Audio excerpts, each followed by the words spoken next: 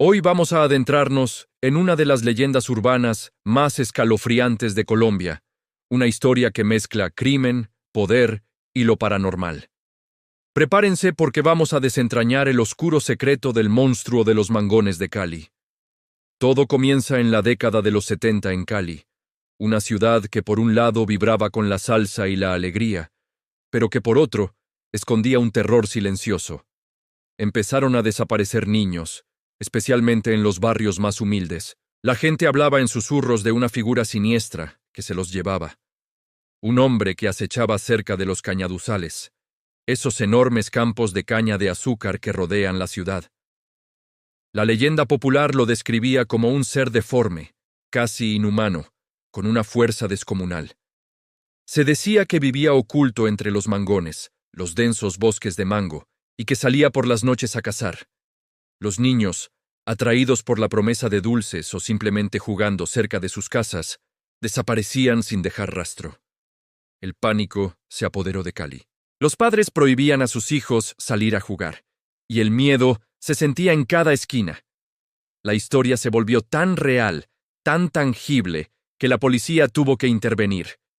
Pero cada vez que se organizaban búsquedas en los cañaduzales y mangones, no encontraban nada, ni un cuerpo, ni una pista. Era como si la tierra se hubiera tragado a los pequeños. Esta falta de evidencia solo alimentaba más y más la leyenda del monstruo de los mangones. ¿Era un fantasma? ¿Una criatura de otro mundo? Pero aquí es donde la historia da un giro aún más siniestro y se conecta con las altas esferas de la sociedad caleña. Para entenderlo, tenemos que hablar de los ingenios azucareros del Valle del Cauca. En esa época, esta industria era el motor económico de la región. Familias muy poderosas controlaban la producción de azúcar y tenían una influencia inmensa, no solo en la economía, sino también en la política y la sociedad. El rumor, la voz del pueblo que a menudo sabe más de lo que se dice en los periódicos, empezó a tejer una teoría aterradora. Se decía que los niños desaparecidos no eran víctimas de un monstruo sobrenatural, sino de algo mucho peor: rituales oscuros. La gente comenzó a murmurar que los dueños de los ingenios, desesperados por mantener y aumentar su riqueza, habían hecho un pacto con el diablo. ¿Y cuál era el precio de ese pacto? Según la leyenda, para asegurar cosechas abundantes y prosperidad eterna, debían ofrecer sacrificios humanos, y las víctimas perfectas eran niños inocentes, puros, cuyas almas serían el tributo para el maligno. El monstruo no sería más que un sicario, un hombre contratado por estas familias adineradas para secuestrar a los niños de los barrios pobres, niños que nadie extrañaría, o al menos por los que nadie poderoso reclamaría. Imaginen el horror. La figura del monstruo se transformaba de una criatura fantasmagórica a un asesino a sueldo, un peón en un juego macabro de poder y avaricia. Los cañaduzales, símbolos de la riqueza del valle, se convertían en escenarios de crímenes atroces, y el dulce sabor del azúcar dejaba un regusto amargo a sangre y terror. Ahora, conectemos la tercera pieza de este rompecabezas: el majestuoso Hotel Aristi, en pleno centro de Cali. Inaugurado en los años 50, el Aristi era el epicentro del lujo y la opulencia. Era el lugar donde se cerraban los grandes negocios, donde se reunía la élite de la ciudad, incluidos, por supuesto, los magnates del azúcar. Sus salones elegantes y sus habitaciones de lujo fueron testigos de innumerables secretos de la alta sociedad caleña. La leyenda urbana asegura que el Hotel Aristi era el punto neurálgico de toda esta conspiración. Se rumoreaba que en sus sótanos, lejos de las miradas curiosas, se realizaban estos pactos demoníacos. Otros decían que en sus suites más lujosas, los poderosos industriales se reunían con brujos y hechiceros para planear los rituales. El hotel, un símbolo de progreso y modernidad, se convertía en la guarida donde se pactaba con las tinieblas. Según esta versión de la historia, el monstruo de los mangones entregaba a los niños en lugares discretos, y desde allí eran trasladados al hotel o directamente a los ingenios. Allí, en ceremonias secretas, se llevarían a cabo los sacrificios. El Aristi no era solo un hotel, era el templo de una secta satánica formada por la élite caleña. Es increíble cómo estas tres historias se entrelazan, ¿verdad? Tenemos al monstruo que acecha en los mangones, a los poderosos dueños de los ingenios azucareros y al lujoso Hotel Aristi como centro de operaciones. Juntos, forman una narrativa que explica lo inexplicable, que da un rostro al mal que se llevó a tantos niños. Ahora bien, ¿qué hay de cierto en todo esto? ¿Existió realmente el monstruo de los mangones? La verdad es que nunca se arrestó a un ser deforme, ni se probó la existencia de una criatura sobrenatural.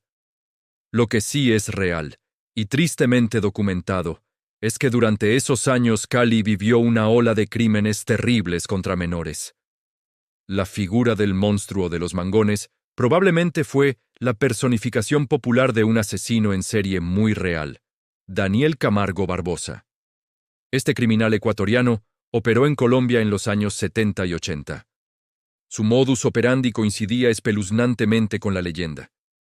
Acechaba a niñas y jóvenes, las engañaba y se las llevaba a zonas rurales y desoladas como los Cañaduzales para cometer sus crímenes. Camargo Barbosa confesó más de 70 asesinatos en Colombia y se sospecha que fueron muchos más. Él era el monstruo de carne y hueso. Era astuto, se disfrazaba y lograba ganarse la confianza de sus víctimas. Era el terror real que se escondía detrás de la leyenda. Entonces, ¿qué pasa con la conexión con los ingenios y el Hotel Aristi? Aquí entramos en el terreno de la sociología del rumor. En una época de gran desigualdad social, donde unos pocos acumulaban una riqueza inmensa mientras la mayoría vivía en la pobreza, es natural que surgieran este tipo de leyendas. La gente común veía a los magnates del azúcar como figuras casi todopoderosas, capaces de cualquier cosa para mantener su estatus. La idea de que su riqueza provenía de un pacto diabólico era una forma de procesar y criticar esa abismal injusticia social. Era una forma de decir, su prosperidad no es natural, está manchada de sangre, de la sangre de nuestros hijos. El Hotel Aristi, como símbolo visible de esa riqueza y poder, se convirtió en el escenario perfecto para la conspiración. Era el lugar donde el pueblo imaginaba que se cocinaban los planes más oscuros de la élite.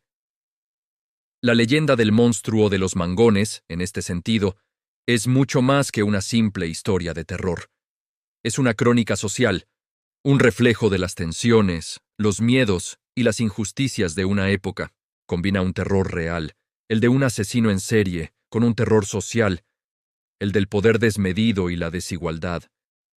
Es la forma en que una comunidad intentó darle sentido a una tragedia que la superaba, culpando no solo a un loco, sino a un sistema que sentían que los oprimía y los desechaba. Hoy en día, el monstruo de los mangones sigue vivo en el imaginario colectivo de Cali.